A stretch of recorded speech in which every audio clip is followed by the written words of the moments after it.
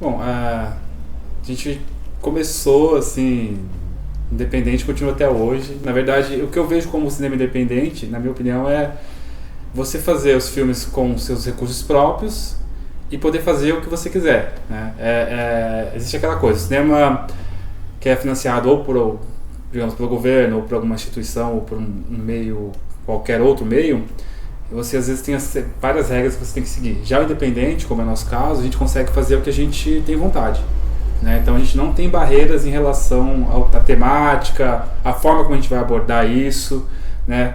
Então eu me considero independente ainda porque até hoje assim, eu não tive que mudar nada das minhas ideias que eu queria colocar nos filmes. E não só mudar a ideia, mas o que eu acho bacana do independente hoje é que ele também pode se autossustentar, né? Eu acho que a ideia também do independente de que é uma coisa que fica dentro de um universo ou pequeno, ou de repente que aquilo é só, sei lá, um hobby, ou aquela coisa na guerrilha, eu acho também que hoje pra gente isso já também se desmistificou e o cinema independente tem se provado como também um negócio, um negócio, né? É um gerador de trabalho e de fato dele ser autossustentável. Então eu acho que isso é muito bacana e é hoje como a gente vive. A RZP Filmes é uma produtora independente autossustentável. A gente pode falar do começo, para falar como foi, né? Na verdade, quando começamos, nós éramos alunos ainda de rádio e TV, que hoje é audiovisual na maioria das faculdades, né? E no primeiro ano da faculdade a gente tinha vontade de filmar, mas ainda não tinha nenhuma matéria que necessariamente você tinha que filmar, nada disso. E a gente se meteu as caras, falou, vamos filmar de qualquer jeito, que a gente tinha muita vontade, a gente entrou aqui para fazer isso, e meteu as caras para fazer os filmes. A gente começou com um documentário, que era sobre a Praça Benedito Calixto. Foi um documentário que, assim, a gente chamou um monte de gente da faculdade, uma galera, assim. Deu muito errado. Todo mundo, vamos participar e tal. Aquela coisa de entusiasmo, todo mundo vai participar, umas 100 pessoas responderam os e-mails e tal. E aí nós marcamos uma reunião, aí chegou eu e a Mariana lá, né, que nós já éramos parceiros. E aí esperamos meia hora, 1 hora, 2 horas, 3 horas já estávamos desencanados, trocando ideia, conversando. E aí chega mais uma pessoa, tal, que acabou participando do grupo porque tinha câmera. E aí foi assim que começou. Mas essa experiência foi muito bacana. Esse documentário nós fizemos em vários formatos diferentes, gravamos... Não deu certo, tá? O documentário não existe. A gente vai deixar uma coisa meio pós-mortem, assim, depois a gente vai pedir autorização, mas foi o start pra coisa da RZP. Então foi assim que a gente começou, né? A gente, na verdade, nem começou com ficção, que é uma coisa que a gente só faz... A gente foi o primeiro documentário único, né? É o primeiro único e não terminado, não finalizado, realmente. E aí foi que a gente percebeu que o nosso negócio era a ficção. A partir daí eu comecei a me interessar cada vez mais por essa coisa da ficção mesmo. Sempre gostei muito de cinema de terror, ficção científica, cinema fantástico em geral, né? E eu comecei a perceber que existiam muitas pessoas fazendo filmes independentes, né? De baixíssimo orçamento e tal, com uma qualidade muito boa. E aí eu falei, puxa, se as pessoas estão fazendo isso com esse advento do cinema digital, né, que facilitou bastante pra gente a partir dos anos 2000 ali, a gente falou, pô, dá pra gente fazer também. E aí a partir daí eu comecei a estudar a parte da linguagem cinematográfica, né, as estratégias para se contar uma história. E a gente tenta sempre fazer um filme pequeno, mas com cara de grande. Sempre foi nosso mantra, assim, desde o começo. Isso vai da pré-produção toda. Então, assim, tem um roteiro, tem um storyboard, independente do tamanho, às vezes, sei lá, a gente vai fazer um micro curta, mas todas as etapas da pré-produção de um filme gigante, a gente passa por todas elas. E normalmente a gente trabalha com profissionais da área também. Os parceiros que trabalham com a gente. Para essas pessoas, a gente fala, o filme custo zero. Não existe filme custo zero, porque se você fosse pagar todos os profissionais que se disponibilizaram para participar desse filme, se fosse pagar todo o equipamento, o aluguel do equipamento que a gente acaba comprando, adquirindo, pedindo emprestado, os dias, né, de trabalho, todo a alimentação, transporte, que a gente acaba conseguindo com parcerias, o filme ficaria muito caro, ficaria um filme no orçamento de qualquer outro filme grande aí também. O que acontece é que no cinema independente se acredita muito nas ideias, então a gente consegue parceiros, né, principalmente cinema de baixo custo, parceiros que acreditam na ideia e que acabam comprando essa ideia e participando do projeto, né? Isso agrega muito para os projetos. Então, assim, não adianta também você querer fazer tudo sozinho, não existe isso. Cinema é uma arte coletiva, né? Então a gente conseguiu muitos parceiros no decorrer desses 15 anos, 16 anos, né? Que acabaram agregando muito para o nosso trabalho. Eu acho que aí dentro daquela coisa do fluxograma, da produção e tudo mais, o que a gente faz hoje, né, que faz 3 anos que, óbvio, né, a gente tinha nossos trabalhos, os nossos negócios e a RZP Filmes ficava com... Em paralelo, né? Ficava em paralelo, assim, a gente ficava se dividindo. Quando a gente falou assim, não vamos mais nos dividir, é porque a gente via que a gente estava cada vez mais trabalhando mais para a RZP Filmes do que para os nossos trabalhos. Então, o que acontece? Quando a gente faz um curto independente, a gente entende ele como uma possibilidade de negócio, você usa ele pronto até depois para captar outros trabalhos. Então, para trabalhar em outros projetos ou para falar, sei lá, olha, fiz a edição, já aconteceu muito isso. As oficinas, palestras e cursos que a gente dá assim constantemente, tudo isso a partir do filme. Por isso que a gente enxerga assim, então, se a gente investir um X no filme, ele vem a se pagar e a dar lucro, porque a gente... Ele gera uma série de... Por exemplo, nosso último curta, que já tem 2 anos, ele tá concorrendo prêmio, tipo, agora. Então, hoje ele passa na Inglaterra, né? Hoje passa na Inglaterra. O Judas. Então, o curta que já tem 2 anos, ele já se pagou 50 vezes, ele já tá dando lucro mesmo. Seguinte, quando nós começamos a fazer filmes assim, a gente não tinha noção de... Éramos jovens, a gente não tinha muita noção de como seria... A gente queria fazer os filmes, mas a gente não sabia onde ia passar, como ia passar. Foi uma coisa meio... A gente foi aprendendo empiricamente, vamos dizer assim. O primeiro filme nosso que passou em um festival que não fosse universitário foi o Minha Esposa é um Zumbi. Foi um curto que passou no Festival Fantástico, que é o Cine Fantasy hoje, né, que passava lá em Ilha Comprida ainda. A gente mandou pra lá, a gente fez o filme pro festival até, inclusive, né, que é o primeiro festival que a gente participou. E pra nossa surpresa, o filme ganhou o prêmio de júri popular. E aí a gente falou, poxa, que legal, um filme que nós fizemos aqui, com baixo orçamento e tal. A gente mandou para um festival, concorreu com diversos filmes com orçamento maior, né, e o filme ganhou o prêmio. Falei, poxa, é isso, esse é o caminho, festivais, vamos mandar, porque aí é o primeiro caminho que a gente vai encontrar para exibir. Porque a nossa vontade é sempre que as pessoas vejam os filmes, né? Claro que a gente vê o filme como um negócio, a gente vê o filme como uma coisa artística, a gente vê o filme de diversas formas, mas assim, a coisa principal é que as pessoas possam ver essa arte que a gente está fazendo. E o festival é esse caminho. A partir daí eu comecei a aprender como mandar para os festivais, qual seriam as especificações que eles pedem e tal. E o Minha Esposa Zumbi passou em vários festivais, né? Depois foi o Junho Sangrento, também passou e ganhou o festival também. A partir do Assassinato da Mulher Mental, que era um trabalho com uma qualidade técnica um pouco melhor, ele estourou na mídia, né? O filme assim, passou em várias, inclusive pelo cinema de bordas na época, e o próprio Cine Fantasy também. O filme foi matéria de quase todos os jornais aqui de São Paulo, assim, na época. Né? Muito legal. E foi muito bacana, foi mais uma abertura aí pra gente. Então assim, o que eu quero dizer com isso? O festival, primeiro, a possibilidade de exibir, a possibilidade de fazer uma propaganda do nosso negócio sei lá, numa emissora como a Globo, 4 minutos de uma matéria com a gente. Se você for comprar um espaço desse na TV Globo, por exemplo... Nossa, tava pagando até hoje. Gente, assim, tava errado dando essa entrevista. Nesse momento eu ia ter pra comprar outra. Quando você fala que o filme ele não gera lucro, ele gera sim, são coisas às vezes que não são imateriais, vamos dizer assim. Não é lucro assim, monetário. Exatamente. Não é isso, É claro que essa exposição vai gerar o quê? Vai gerar trabalhos, vai gerar, sei lá, uma edição de um outro filme de uma pessoa que viu lá, pô, gostei da edição desse cara, vou chamar ele pra fazer uma finalização, vou chamar ele pra dirigir alguma coisa, vou chamar ele pra atuar, né? Foi aí que rolou o pulo do gato com o filme Gato. Minhas gatas estão brigando, né? Os nossos gatos estão brigando aqui.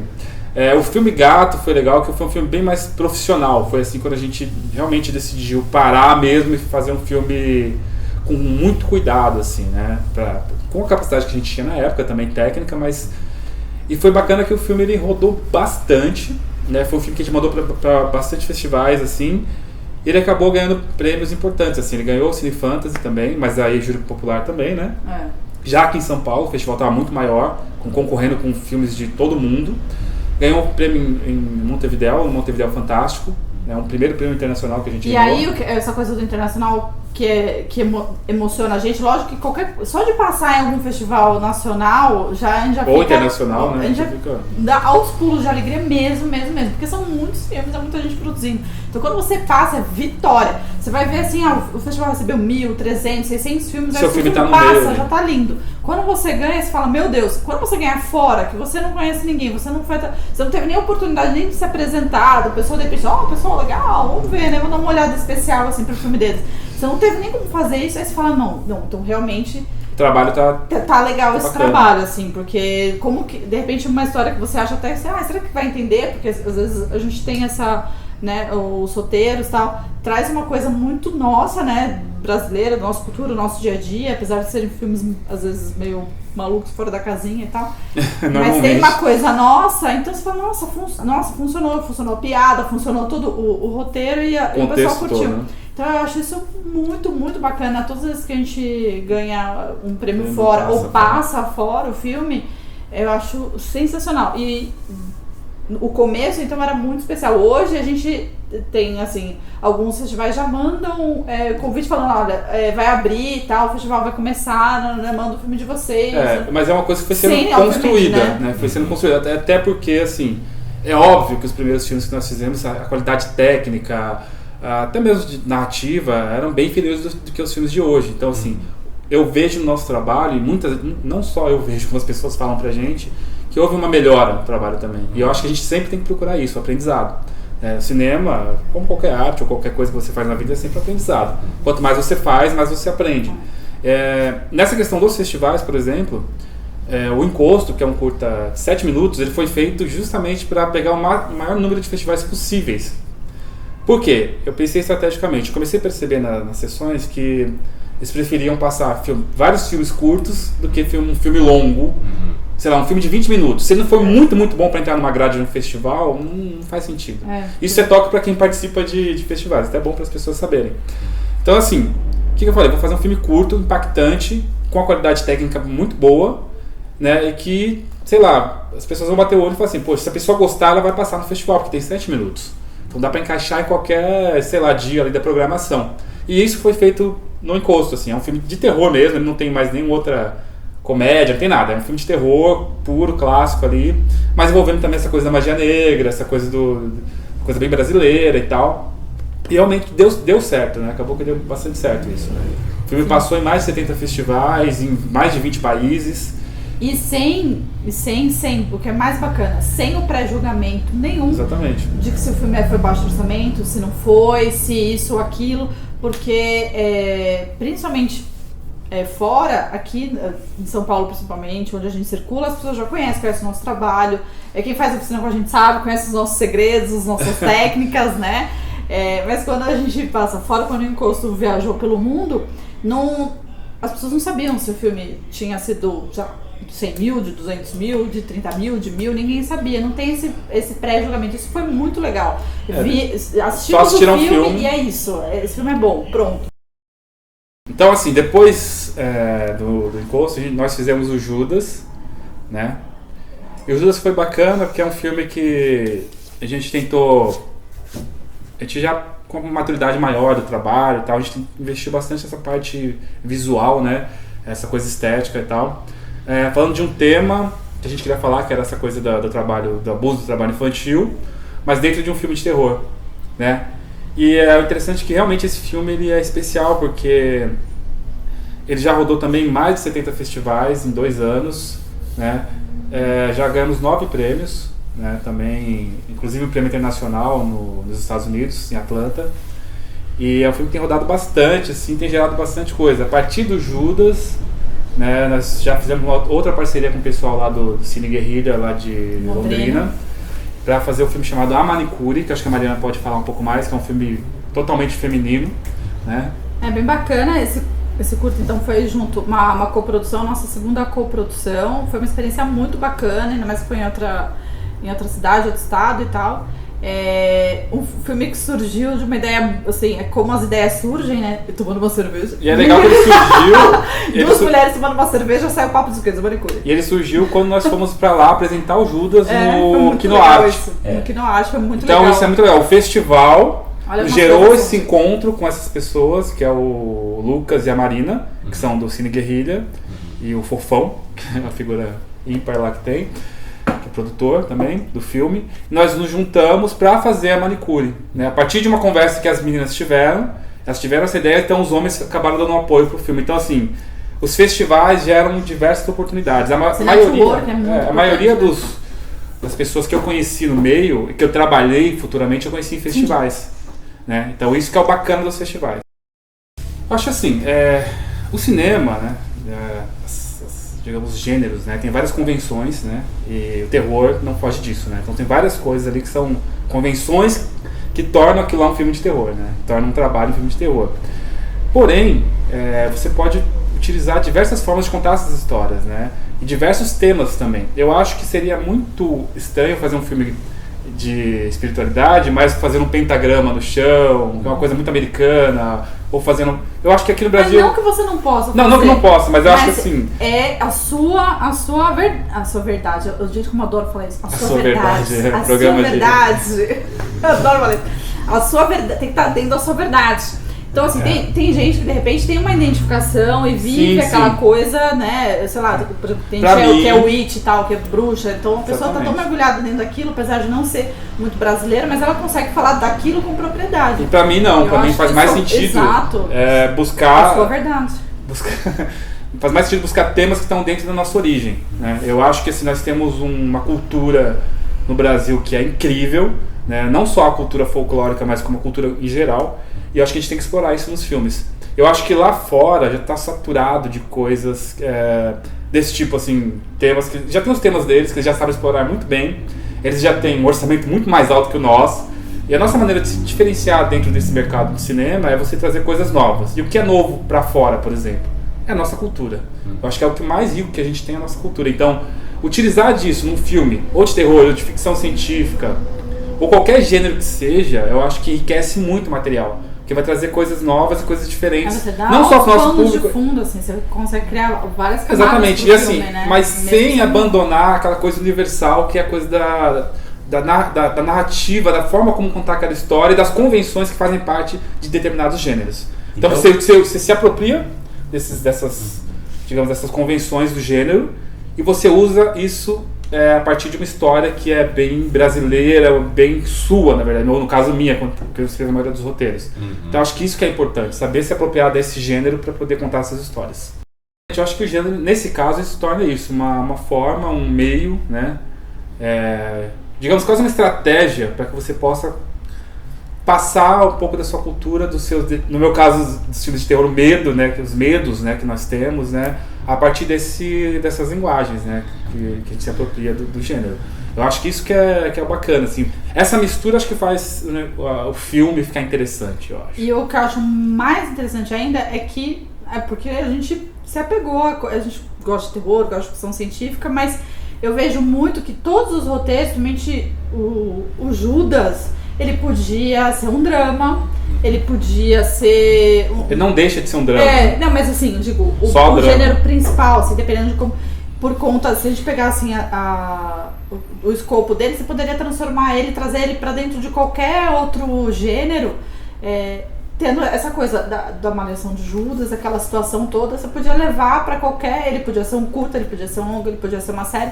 Eu acho bacana quando você consegue criar uma história que você... E isso, na verdade, é quem assiste que vem falar com a gente. Nossa, podia ser um longo. Podia ter sido... Olha, se você tirar tal cena e fizesse de outra forma, podia ter sido só um drama, tal, né? Então eu acho isso muito interessante quando você consegue chegar nesse ponto. Eu acho que essas camadas que a gente tenta colocar nos filmes, né? Eu acho que existe aquela coisa que eu falei das convenções do terror, ou do fantástico, ou da ficção científica.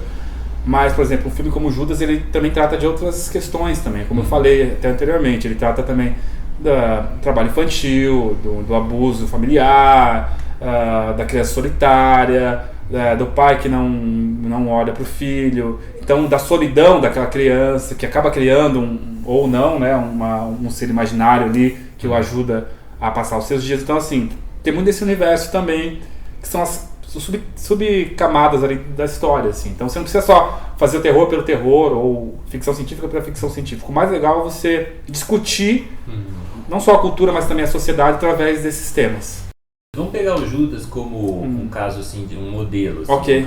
Eu queria que vocês falassem pra gente quanto custou, como surgiu a ideia, como que vocês desenvolveram, quanto que custou e como que reverteu para vocês. O Judas, ele partiu de uma ideia assim, de novo, né, numa mesa de bar. Nós estávamos num festival, é muito engraçado, teve uma época que a gente ia em bastante festivais assim, tinha muitos filmes assim que começavam, o menino que alguma coisa, o menino e o avô, o menino e a faca. Tendência, né, gente? Era uma tendência de nomes para filme, hoje tem outra tendência e tal, enfim. E eu falei, pô, vamos fazer um filme com um menino? Brincando, aquela coisa. E nessa conversa, a gente tomando cerveja e tal, eu me lembrei de uma coisa que aconteceu na minha infância. Eu, quando era criança, eu morria de vontade de malhar o Judas, mas minha mãe não deixava, por conta da religião dela e tal. Mas um dia eu enchi tanto o saco que ela falou, poxa, vai lá, moleque, malhar esse boneco. E eu fiz um boneco de Judas lá, só que eu fiz um boneco tão bem feito que eu fiquei com dó de malhar o boneco. Meu Deus.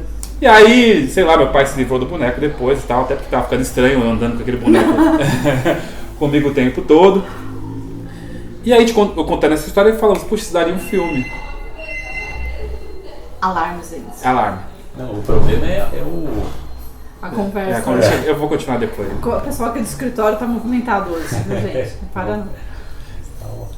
Deixa eles terminarem disso aí. Mas é bem legal isso, a gente pegar o Judas como um caso, assim, Tá. pra explicar. É, que os outros já. A gente até falou bastante até. E também porque como, assim, vocês...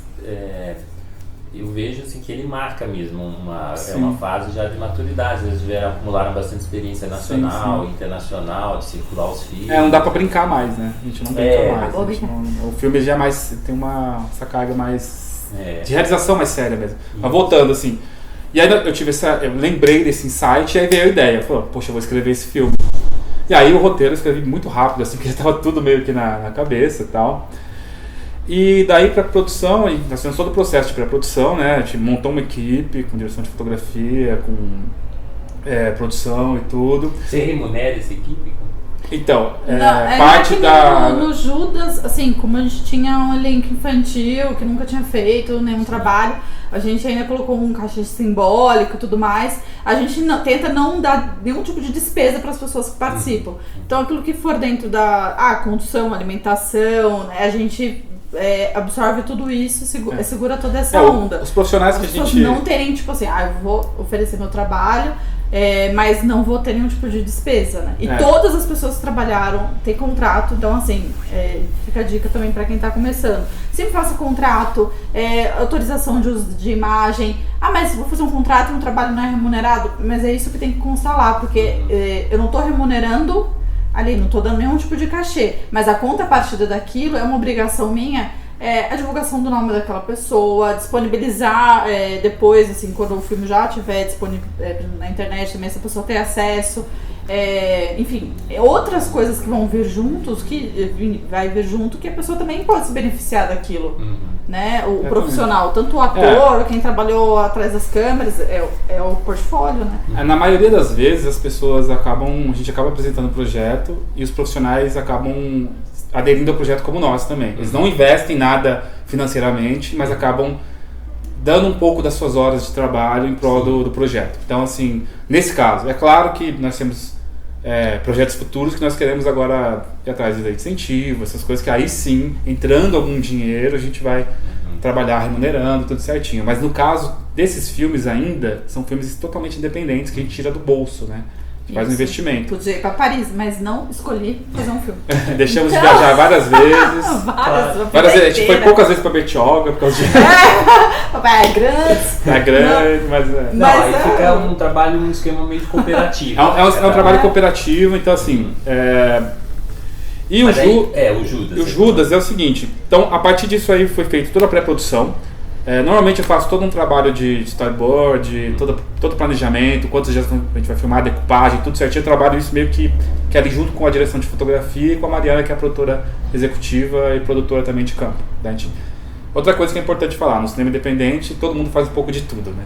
Então não dá pra ter uma função só, ficar lá toda bonita. Feita essa pré-produção, a gente fez um casting. E aí, no Judas teve uma peculiaridade muito importante, que acho que é bom a Mariana falar das crianças, de como foi que a gente conseguiu... Na época, eu trabalhava com uma pessoa, minha amiga, né? Ainda, que é a Evelyn. E ela tem uns filhos muito bacanas e tal. Inclusive, eu já tinha um deles na minha cabeça, né? Que é o Richard, que é o Richard Rodrigues. Fez o que filme, é o... porque eu já tinha visto ele. Maravilhoso. Sabe, você bate, ele falou, nossa, deve fotografar super legal e tal. E aí eles vieram em casa, a gente fez um casting. Porque, de novo, eles Gravamos, não tinham experiência, né? nada, nunca tinham feito nada com vídeo, teatro, com coisa parecida. E aí a gente fez vídeo com eles, conversou. E realmente o Richard, ele se mostrou realmente muito inteligente na frente da câmera, assim, né? E fora que ele fotografa super bem, né? Então ele funcionou muito bem pro que a gente queria, assim. De cara no teste, foi não, tem que ser ele mesmo. E o mais legal é que de um jeito ou de outro também todas as crianças participaram puderam também, participar, né? E tem uma cena foi que muito tem legal, que aparecem todos. E também foi amiga, assim, me empresta seus filhos. E aí tem uma filhos, amiga. Aí tem uma outra característica que é da RZP, no caso da minha direção, que é trabalhar com não atores. Que é uma coisa que eu gosto muito de fazer. Né? Eu tenho já uma certa experiência com isso, já há 15 anos que a gente faz esse tipo de trabalho. A gente sempre trabalhou com muito não ator, tinha atores também no meio, que eu gosto de trabalhar também. Mas não ator, nesse caso, foi essencial. E o ator que faz o pai dele é meu pai, que entrou por acaso no projeto. Eu ia fazer esse papel, né? Mas nós fomos gravar lá em Caieiras, que é onde meu pai mora. Ele tem lá um espaço e eu transformei esse espaço em estúdio, né? Aquele cenário todo nós montamos. E meu pai me ajudou a montar aquele cenário, né? E a gente montando lá o cenário e tal, olhei pra ele, eu vi ele lá todo com a roupinha de rasgadinha lá, me ajudando a montar e tal. Eu falei, olhei, pai, você não quer fazer esse papel não? Pô, você acha que eu consigo? Eu falei, consegue. Foi muito bacana, porque é uma pessoa, um senhor já, né? Acho que dá muito mais veracidade pra história, né? E eu acabei utilizando as características dele pro filme, né? Na atuação. Isso foi muito bacana pro personagem que ele acabou representando também. É claro que meu pai é uma pessoa super dócil e eu tive que, de alguma forma, levá-lo àquela condição mais cruel, né? Mas aí é questão de trabalhar o lance do não ator com ele, tanto com ele quanto com o Richard, né? Então, mas foi super, né? A equipe se formou assim, tá? Então essa foi a formação da equipe. O filme, aí, como a gente sempre fala, se a gente fosse pagar as pessoas, a gente não teria nem como pagar, porque ele ia chegar quase 100 mil. Considerando todas as contas, tal, se fosse contando as horas e tudo mais, ele chegava. Se cada um fizesse uma função só, tivesse uma pessoa para cada função, né, e tal. Não, mas mesmo se fosse dentro da condição que ele tá, no mínimo, de tudo que a gente fez, no mínimo uns 40 mil aquele filme. Com as crianças e tudo mais, e se tivesse que ter todas as pessoas dentro do set, todas as funções, aí seria muito mais. Muito mais. Como você perguntou quanto ele custou, ele chegou quase 3 mil reais, que a gente tira do nosso bolso. É um investimento. É um investimento nosso, né? Altíssimo, do nosso bolso, que é o bolso da empresa, que é o bolso da RZP Filmes. Então a RZP vai e empresta 3 mil reais do caixa dela. E a maioria, essa verba toda, a gente precisou de transporte, alimentação, maquiagem, bastante, um figurino, alguma coisa outra que você precisa dos próprios, assim, da direção de arte, mas muita coisa foi reciclado, né? Foi reciclado, mas uma coisinha ou outra que você precisa. Figurino, mas o que mais assim, acho que acaba pesando é a alimentação, porque aí são 4, 5 alimentações por nós dia. Fizemos questão de pagar um cachê simbólico para as crianças. E as crianças, assim, como a gente teve mais dias de filmagem do que a gente está acostumado a trabalhar, porque como a gente tinha criança, a gente não dá para sobrecarregá-las. Então, as diárias tinham que ser mais enxutas, então a gente teve que trabalhar mais vezes, não teve como. Então isso também você acaba gastando mais. E era um set que tinha que ter chocolates, pirulitos, umas coisas diferenciadas, né? Videogame, então tinha toda essa coisa, tinha brinquedo. Bem divertido. Então tinha essas outras coisas, por isso teve esse valor assim. Então ele custou mesmo uns 3 mil reais. Agora, se fosse computar, né, o valor mesmo... Do jeito que foi, 40 mil. E se tivesse que ser do jeito modelo corretíssimo... Corretíssimo não, um modelo padronizado. Padrão, assim. Se tivesse mandado para um edital alguma coisa... 80 mil. Que ainda assim é um orçamento bem baixo. Mas é o que é de edital hoje. De 80, 120 mil. Tipo, é mais ou menos isso. O Judas foi um filme que a gente espremeu o equipamento ao máximo. Não, assim, tudo. A gente espremeu o meu cérebro, o equipamento, tudo que a gente... A iluminação e tudo para conseguir fazer um trabalho com uma qualidade técnica muito boa. O equipamento não era o equipamento melhor do mercado, um equipamento bem básico, é uma câmera DSLR, uma T2i, para quem conhece, né, que é uma câmera super simples, mas a gente conseguiu exprimir o máximo ali com a fotografia, com os enquadramentos e tudo, para conseguir fazer um filme com uma consistência mais bacana. E todos esses equipamentos já são da RZP, então a gente já vem assim, ao longo do ano, a gente vai adquirindo algumas coisas, a câmera, lente, luz, né? E isso a gente não coloca no final. A gente entende ela como investimento porque a gente usa esse equipamento também fora do momento de filmar. A gente acaba usando em outros momentos também de oficina, de curso e tudo mais, e outras coisas, outros trabalhos nossos que não só os filmes. Então a gente não coloca no rolo da nossa conta os equipamentos, mas se tivesse que alugar, se tivesse que adquirir alguma coisa, aí ela entraria na conta, assim, mas a gente já tenta fazer isso, essa coisa do equipamento ao longo do ano, assim, pra na hora de filmar a gente já tá com tudo na mão e ter essa independência de não ter lidar com aluguel, com horário, com seguro, nanana. Então essa parte de ter o equipamento, assim, quem pode, devagarinho, guardando a sua grana pra comprar suas coisas, é eficiente para fazer o cinema independente, porque você não tem essa coisa. E você pode filmar na hora que você puder precisar, também. Na hora que você pode. Então isso dá liberdade, né? Quer falar mesmo? Agora eu me perdi. A Cris quer perguntar? Aproveita, faz aquela pergunta. Só complementar isso aqui rapidinho. Uma coisa importante do cinema independente, que eu acho que é legal, é que eu falo demais, né? Não, tá ótimo. É que eu quero complementar isso que é importante falar. Uma coisa importante do cinema independente é que tem essa coisa assim, hoje em dia, por exemplo, o grande mercado cinematográfico, eles procuram diretores e empresas, né, produtores que consigam produzir com baixo orçamento, né? Isso no mercado é muito valioso, porque se você faz um filme barato e eles têm um lucro enorme, isso é fantástico, assim. Então, assim, eu acho que nesse sentido, quem faz cinema independente está na vanguarda. Então, assim, a gente tem que realmente valorizar isso, não é o contrário. Muita gente fala, faz filme barato, não sei o que. Não é filme barato. É filme de baixo orçamento e feito com uma qualidade muito boa. Então, assim, a gente tem que realmente tentar fazer cinema autossustentável mesmo no Brasil, para não ficar só... Claro, não estou falando que eu não vou usar a lei de incentivo, mas assim, tentar fazer um cinema autossustentável que não dependa só disso. Entendeu? Que a gente possa fazer filmes que vão gerar alguma coisa, vão gerar negócios, vão gerar um lucro para que você possa viver de cinema. Lembrando, até esse exato momento, nós só produzimos curtas, né?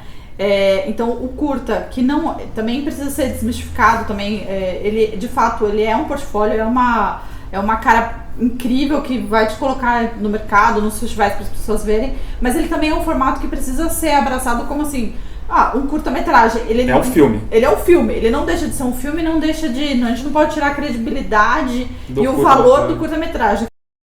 Na verdade, assim, do tamanho que era a nossa produção, a gente nunca tinha pensado em tentar editais. Assim, a gente passou anos, não era uma coisa de resistência nem nada, era só um modo de fazer nosso, que a gente achava mais interessante, ter essa liberdade, ter essa possibilidade de ter, de repente, juntar uma grana, comprar equipamento e fazer uma guerrilha e fazer o filme, né, já sem ter que passar por um monte de burocracia e tal. Que às vezes demora, às vezes 2 anos, até ser grande e tal, mas aí tem 1 ano, ou às vezes mais, então... Pela nossa pressa de fazer as coisas. E nossa vontade, e nosso modo de produção também estava num tamanho que estava favorável pra gente. Isso não quer dizer que jamais iremos atrás de algum tipo de financiamento qualquer, que seja particular ou até edital, ou privado, qualquer coisa. A ideia é que a gente consiga sempre produzir os filmes. E dependendo do tamanho do projeto, aí sim a gente vai ter que ir atrás de outras formas de financiá-lo. Né? O edital é uma delas, a gente pode também ir atrás de empresas ou pessoa física mesmo, então assim, depende muito também do projeto. A gente tem financiamento coletivo hoje em dia também, então depende muito do tamanho do projeto. Até hoje, os curtas que fizemos, a gente não viu a necessidade de captar. Seria muito bacana ter dinheiro para fazer, pagar todas as pessoas e tudo, mas não foi a forma que nós fizemos e não é uma forma de resistência, não é nada também pelo contrário, a gente tem já hoje algumas histórias, alguns projetos que a gente está guardando para a saída de editais. Mas hoje que a gente tem mais tempo e o nosso foco é a RZP Filmes, então a gente tem esse tempo de ter todo, porque tem uma burocracia, você tem que ter uma pessoa bacana do seu lado ali também que entenda do negócio, do projeto e tal. Então hoje, como a gente também tem mais esse tempo, também é um pouco mais fácil de se pensar. E hoje nós temos também essa coisa de vários profissionais também dessa área, né, principalmente que ajuda você a escrever os filmes editais. Eu não sei como chama o profissional dessa área. Anjo. Produtor, né? É um anjo. Pessoa da paciência. Produtores especializados em editais que estão interessados em trabalhar conosco. Então eu acho que assim, tudo pra mim sempre foi assim, eu tenho que merecer aquilo. Então, eu fiz até hoje um projeto, que é a RZP Filmes, com os meus filmes. Eu cheguei no patamar que eu acho que hoje eu mereço talvez um filme que ganhe um edital. Entendeu? Mereço ter essa grana e de repente investir num projeto, num longa-metragem e tal. Então eu acho que, eu acho assim, não sei se vão achar isso, né? Aí depende. De qualquer forma, se eu não conseguir ganhar esse edital, eu vou tentar outras formas. Se eu não conseguir essas outras formas, eu vou fazer o filme de qualquer jeito. Então assim, é isso. Então nossa forma de pensar é essa. Eu acho muito importante os editais, porque ele movimenta o mercado. Eu trabalhei já em filme com edital, eu acho que realmente é importantíssimo, não é uma coisa que eu sou contra, jamais. Eu acho que... Tinha que ter mais, eu acho, na verdade. Teria que ter mais, porque assim, não suporta a quantidade de gente demanda produzindo e tal. Dependendo da cidade, do estado. Tipo, São Paulo é um negócio muito louco. Um último tech que a gente viu que era Foi a primeira vez que entramos no edital, né? Não ganhamos. Não ganhamos. Foi um edital que tinha uma pegada mais assim... Inclusive, então era pra pequeno, de repente uma pessoa física podia se inscrever, não precisava exatamente de uma produtora e tal. Eram, acho que contemplados 30 projetos ou um pouco menos, e teve, sei lá, foram 900, quase mais de 1.000 inscrições. Então você vê, olha a loucura, e isso ia ser 20 a 30 projetos, então é muito, muito doido. Então precisava ter mais, né? Exatamente, mas assim, não somos contra e vamos, quem sabe um dia... Dependendo do projeto, eu acho também que tem que ser um projeto que seja feito para edital, assim, só dê para fazer com edital também, para você não também pegar uma grana que não se justifica no projeto. Eu acho que não é legal também isso, assim, e investir todo esse dinheiro no projeto, que é uma coisa que acho que é importante também falar. Netflix. Não, amo, gente, Netflix. Outra coisa, isso é importante. Hoje em dia existem esses serviços de streaming e tem uma lei, né, nacional que eles têm que ter uma parte da programação, né, na qual vão ser exibidos filmes brasileiros e produtos brasileiros, e enfim. Então isso tem movimentado bastante o mercado, tenho notado também, inclusive alguns dos filmes que eu participei com o Rodrigo lá estão no iTunes, no Google Play, não entrou no Netflix ainda, mas pode ser que entre, passou no Canal Brasil, passa no Canal Space. Bom, nós estávamos falando sobre esse mercado que rolou em detrimento da lei, né? Que você tem que as TVs e... você estava falando que o streaming tem uma lei? Tem uma lei a mesma que funciona para a da TV paga. E o que eu tenho visto no mercado, que eu tenho ouvido muito, assim, que tem uma carência por material brasileiro e que não está sendo cumprida, assim. Eles têm espaço para produção lá. Se você chegar com a produção boa, lá pronta, os caras vão exibir, vão comprar e tal. Então, assim, existe espaço hoje para você exibir seus filmes, séries, projetos de várias formas e conseguir captar para isso. Assim, depende muito da forma que você trabalha, eu acho. Então, assim, a gente vem buscando essas possibilidades, não só... Muita gente fica presa só na coisa do lei de incentivo, né? E não tem só essa forma de produzir. Ainda bem, hoje de exibição, né? Fora pro longa, que acaba tendo um pouco mais de espaço em festival, mas tem todas essas plataformas muito legais. Você pode vender o filme, né? Que você pode vender o filme, não só a TV paga, mas o streaming e até outros tipos de distribuidoras online. Que agora YouTube, eu tô conhecendo enfim, você pode colocar, você pode disponibilizar seu filme para ser pago dentro do YouTube. Você consegue, né, no Vimeo também, para as pessoas pagarem para assistir seu filme. Então, hoje em dia, isso serve para filme, para livro. Isso abre um leque enorme de possibilidades, né? Então, a gente tem estudado formas, né, de como distribuir o filme melhor, para que essa distribuição também gere um certo lucro também.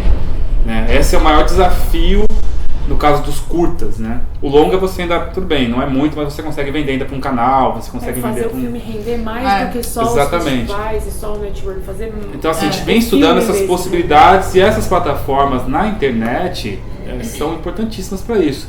Eu já ouvi falar também que o Netflix vai acabar também colocando na sua grade curtas. Já houve um precedente que é aquele Kung Fury, né, que é o Média, que ele foi pro Netflix. Tá no Já Netflix. tem, eu assisto muito curta no Netflix. Então, já tem algumas não coisas muito, lá. Tem muito menos do que longa. Exatamente. Mas eu já assisti por baixo uma meia dúzia de... O que a gente precisa saber é como chegar lá e, na verdade, se de repente eles estão procurando e a gente não tem esse canal, entendeu? Eu acho que, não é por nada não, mas tem questão de dias atrás eu assisti um curta japonês, né? Então já... Bom, e volte mesmo assisto curta. Já está acontecendo. Aparece e aí sai, fica um período, 2 semanas, um mês e aí... Depois sai. A ideia Comprar, é isso, assim, tentar achar esses canais que também agregam esse tipo de material, né? Outra coisa muito interessante também são as séries, né? Então no Brasil está começando uma produção maior de séries. Muito legal. Acabou de ter a Supermax na Globo, que foi bem bacana essa abertura para uma série de terror. E o 3%? 3% eu não vi ainda, mas a Mariana já começou a ver. Acho que 3 ainda. Eu tô muito atrasada para as minhas séries. Preciso ver também. Mas é eu bem achei interessante. Muito legal mesmo, assim, o 3%. Ainda bem que vai ter outra temporada, eu espero que tenha um monte que chegue mais e mais. Você vê que é um projeto que partiu de uma galera que fez um piloto para colocar no YouTube. Uhum. O Netflix viu, comprou esse projeto, a ideia e financiou a série. Então, assim, existem inúmeras possibilidades. Então, assim, a gente está estudando as melhores para que a gente consiga se inserir melhor nesse mercado também. E estamos numa ótima fase. Exatamente. E vocês querem ser independentes para sempre ou não? Eu acho que, assim, Difícil. é difícil essa pergunta, independente para sempre, né? O que é ser independente? O que é ser independente? Então, por isso que é bem difícil. É bem complexo, assim. Na verdade... ia ser bom se desse. Eu acho que, na verdade, depende de cada projeto. Acho que a gente consegue trabalhar tanto nesse... Como eu falei, trabalhei já com publicidade, já trabalhei com outros tipos de material.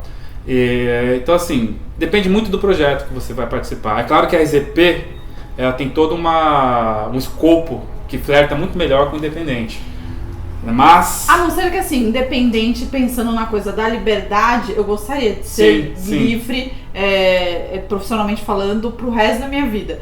Se eu puder, amanhã, eu quero que a RZP tenha um espaço bacana, que eu possa trazer profissionais, contratar outros profissionais. Eu quero crescer de alguma forma com essa liberdade. Exatamente. Isso sim, crescer com liberdade, com certeza.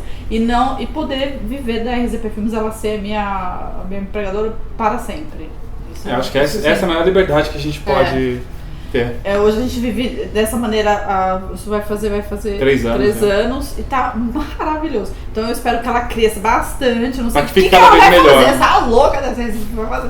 Mas eu quero que ela cresça e possa, inclusive, chegar ao ponto realmente de a gente ter outros profissionais trabalhando com a gente, podendo remunerá-los com liberdade sempre. Você teve a experiência da Loira do Banheiro. Queria que você falasse um pouquinho mais dessa experiência de trabalhar num longa-metragem episódico e o que significa Zé do Caixão para vocês como independentes. Isso é bacana. Bom, eu trabalho já com o Rodrigo Aragão há alguns anos já, né? Eu falei anteriormente, em alguns longas-metragens com ele, tanto como ator, como assistente de direção e tudo.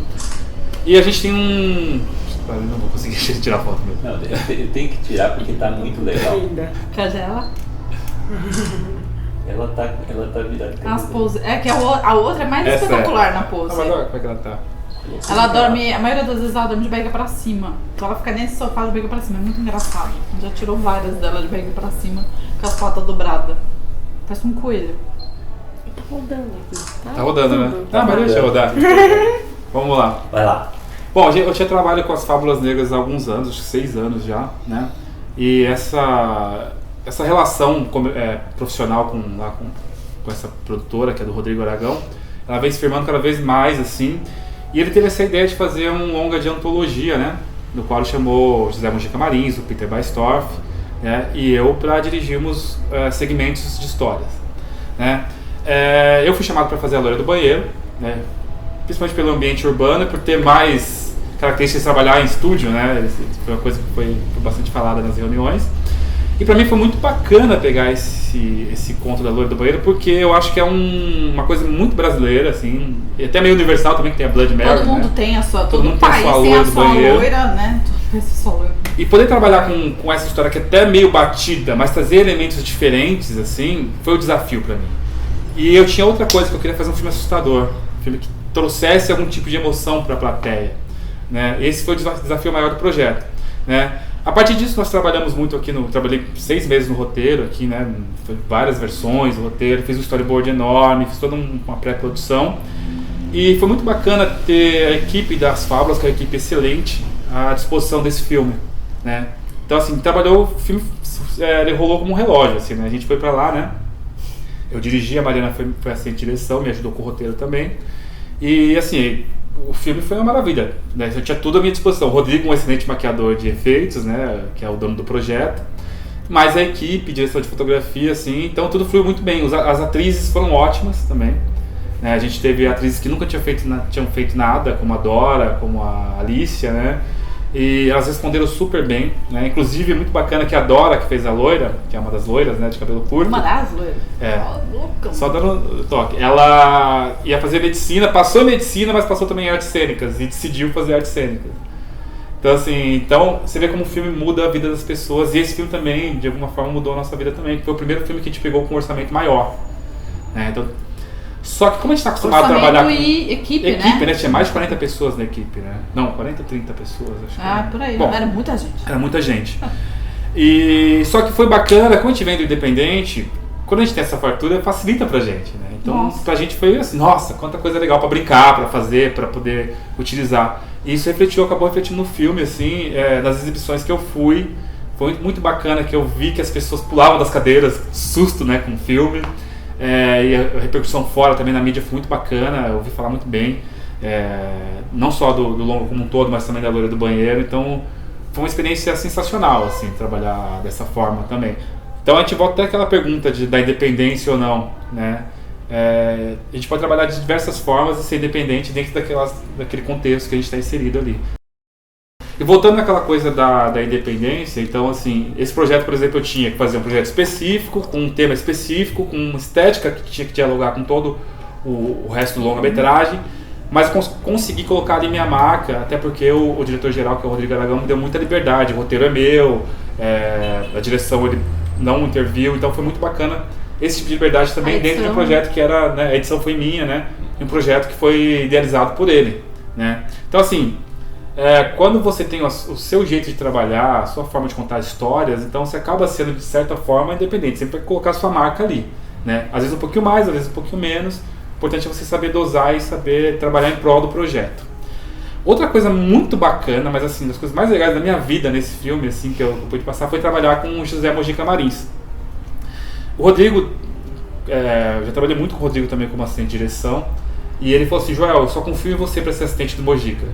E eu pude ter a oportunidade da minha vida de trabalhar com o José Mojica Marins, que para mim é um ícone não só do cinema nacional, mas mundial. Então eu pude ver praticamente a história do cinema na minha frente trabalhando ali. E do cinema independente. Que ele fazia independente puro, assim. Exatamente. Assim, a experiência que ele tem, que o José Mojica Marins tem, a forma dele trabalhar, é tudo muito próximo ao que a gente faz, mas de uma maneira genial que só ele sabe fazer, né?